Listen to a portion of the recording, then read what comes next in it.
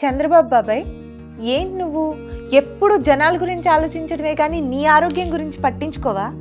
9 రోజుల నుంచి వరద నీళ్ళలోనే జనం మధ్యలోనే ఇంటికి కూడా వెళ్లకుండా తిరుగుతున్నావు. నీ ఆలోచన ఎప్పుడు జనం క్షేమం గురించే ఉంటుందిలే కానీ కాస్త నీ గురించి కూడా పట్టించుకోవయ్యా బాబు. ఏంటి నువ్వేమన్నా బాలకుమారుడు అనుకుంటున్నావా? నీకు అర్థమవుతుందో లేదో కానీ నువ్వు డైమండ్ జూబ్లీకి వచ్చేసావు బాబాయ్. గతంలో కూడా ఇలాగే పనిచేసావు, ఇప్పుడు కూడా ఇలాగే చేస్తానంటే ఎలాగయ్యా? అప్పట్లో అంటే నీ వయసు 57, ఇప్పుడు 75. నీ వయసుకైనా కాస్త గౌరవించి హార్డ్ వర్క్ తగ్గించు బాబాయ్. నువ్వు ఇప్పుడు చిన్నపిల్లడితో సమానం. 4 రోజుల క్రితం ఓ వీడియోలో చూశాను, నువ్వేంటి నీ వయసు ఏంటి 25 కిలోల బస్తాను లేపి అవతల పెట్టేశావు అంతా అలవోకగా.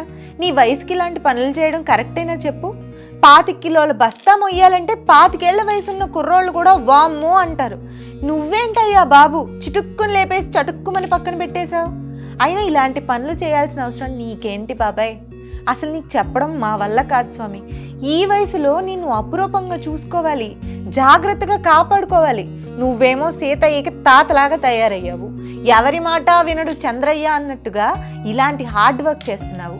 అవును గాని మొన్న నువ్వు బుడమేరు గండిపండి ప్రాంతానికి వెళ్ళినప్పుడు ఫంట్ ఎక్కావు, బానే ఉంది.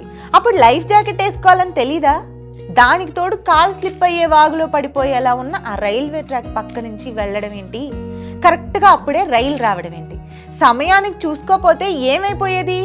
యో చూసుకోబళ్ళే, నీ పక్క నుంచి రైలు దూసుకెళ్తున్న వీడియో చూస్తే మా గుండెలు గొప్పగొప్పలాడిపోయినాయి, ఫిలమెంట్లు రాలిపోయినాయి. రైలు పక్క నువ్వు మాత్రం నాకేంటిలే అన్నట్టు మామూలుగా సంతూర్ మామలాగా ఎక్స్ప్రెషన్ ఇచ్చి నుంచున్నావు. అంతేలే, అలిపిరిలో క్లైమోర్ మైన్స్ పేలినా లైట్ తీసుకున్న మొండిగట్టానివి కదా నువ్వు. అయినా గండిపడిన చోట సిచ్యువేషన్ అంతా ఎలా ఉందో అధికారులు చెప్తారు కదా, నువ్వెందుకు లింగులింగమంటూ వెళ్ళడం? నేను వెళ్ళాల్సిందే, నేను చూడాల్సిందే అంటావు. అలాంటప్పుడే నిన్ను చూస్తే కోపం వస్తుంది. ముందు నువ్వు సేఫ్గా ఉండాలి, ఆ తర్వాతే మిగతా విషయాలు. ఇదిగో బాబాయ్, నువ్వు మర్యాదగా మేము చెప్పినట్లు వింటావా, లేక బోనమ్మకి చెప్పి నేను కంట్రోల్ చేయించాలా? మా పిచ్చిలే కానీ నువ్వు ఆవిడ మాట మాత్రం ఇనే రకానివా ఏంటి? చూడు చంద్రబాబు బాబాయ్, నీ జీవితం నువ్వు ఎప్పుడో జీవించేశావు. ఇప్పుడు నువ్వు జీవిస్తున్నది నీ జీవితం కాదు, మా జీవితం. నీ జీవితం ఇప్పుడు మా జీవితం కాబట్టి నువ్వు నీ ఇష్టం వచ్చినట్లు ఉంటానంటే మేము ఒప్పుకోం. మన రాష్ట్రం విభజనతో సగం నాశనం అయిపోయింది. ఆ జగన్ వచ్చిన తర్వాత మిగతా సగాన్ని సర్వనాశనం చేసి పడేశాడు. ఇప్పుడు మన రాష్ట్రాన్ని కాపాడేది నువ్వు తప్ప ఇంకెవరూ లేరు. మాకు నువ్వు తప్ప దిక్కే లేదు. అందువల్ల నువ్వు నీ కోసం కాకపోయినా మా కోసమైనా రిస్కులు చేయకయ్యా బాబు. నువ్వు ఈ రాష్ట్రాన్ని దారిలో పెట్టాలి, ఆ జగన్ బారి నుంచి మమ్మల్ని కాపాడాలి.